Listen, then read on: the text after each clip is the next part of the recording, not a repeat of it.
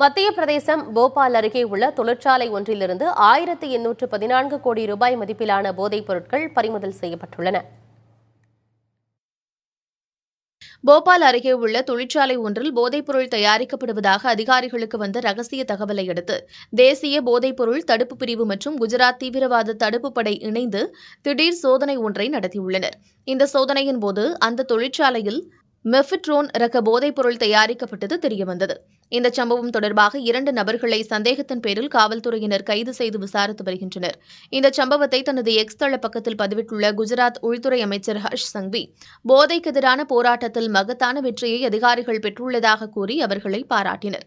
சமீபத்தில் டெல்லியில் சுமார் 560 கிலோ கொகைன் மற்றும் 40 கிலோ கஞ்சா பறிமுதல் செய்யப்பட்டது. இந்த சம்பவத்தை தொடர்ந்து தற்போது 1800 கோடி ரூபாய் மதிப்பிலான மெஃபிட்ரோன் ரக போதைப்பொருள் கைப்பற்றப்பட்டுள்ளது.